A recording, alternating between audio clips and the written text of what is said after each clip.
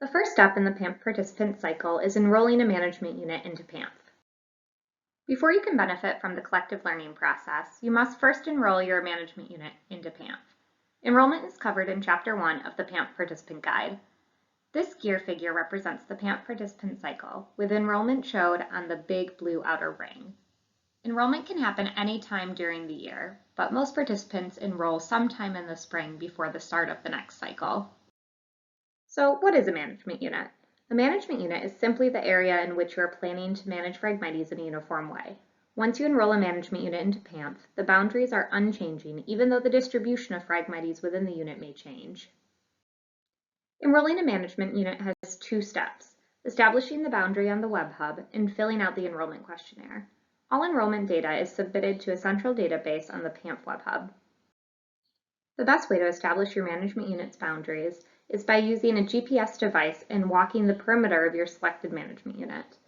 The Pamph Participant Guide provides some suggestions for free Android and iPhone applications that are available to record a track on your phone. Additionally, Pamph is now offering a GPS loan program for those participants who would otherwise not have access to a GPS-capable device. Email us at pamph@glc.org for details. Once you've created a GPX file and updated it on the web hub, the file will display in a similar way to the management unit in this image. It may not be possible for you to generate a GPX unit, and that's okay. Another option is to draw the boundary on the map interface that is built into the web hub.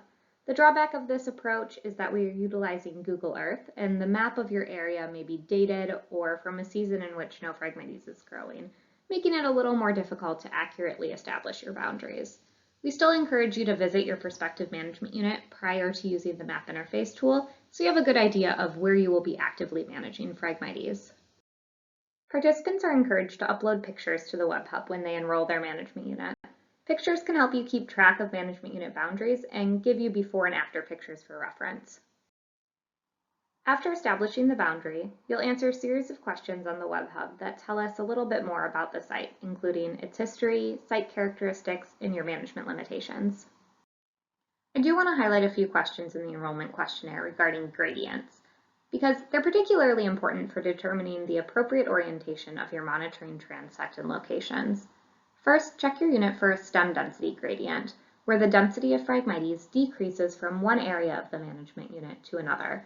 Be sure to note the cardinal direction of the gradient if one is present. In this figure, both management units have a stem density gradient running from west to east or east to west. They're considered equivalent for the purposes of reporting. If no stem density gradient is found, check for a hydrologic gradient, where a clear transition occurs from drier to wetter soil or even standing water. If a hydrologic gradient exists, note its direction. Both units in this figure display a hydrologic gradient running east to west or west to east. If there is no stem density or hydrologic gradient, you'll be prompted to report the direction of the longest possible transect.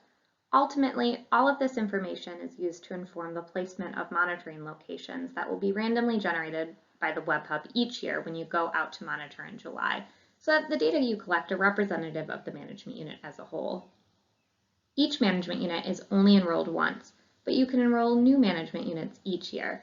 You're encouraged to update your enrollment information on the web hub should any of your management restrictions change. After enrolling your management unit, you will receive a notification that you have indeed enrolled, but your transect will not be viewable until it is reviewed and approved by the Pamph staff.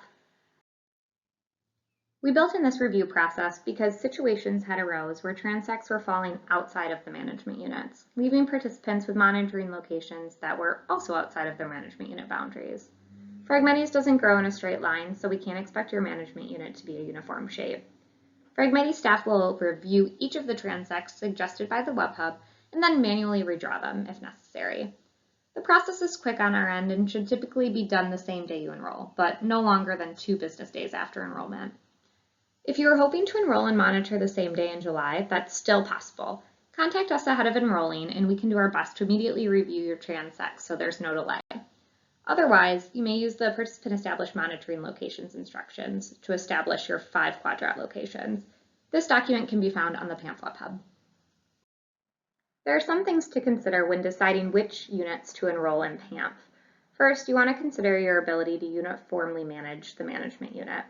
If you were thinking of applying different management techniques within one area, consider breaking it up into multiple management units instead. You'll also want to select an area where you are comfortable implementing one management action at a time. There's also some practical considerations to make before mapping out your management unit.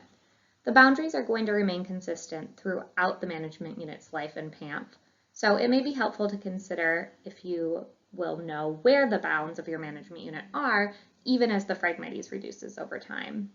There's no size limit for Pamph sites, but choosing a site that is too large or too small may lead to some challenges when it comes time to monitor. When possible, enroll management units that are greater than 10 meters wide, since most GPS devices are only accurate within 10 meters at best. This may not be possible when working in right-of-ways or similar areas, and that's okay. You can still enroll it.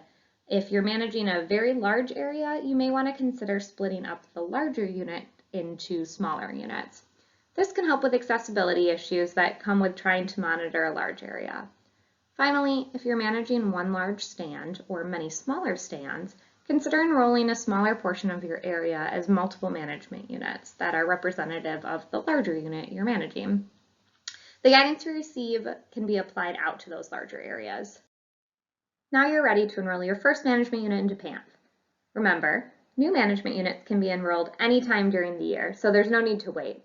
Although most of the enrollment process is done online, you should still visit the site you are planning to enroll, even if you choose to use the mapping interface to establish your boundaries.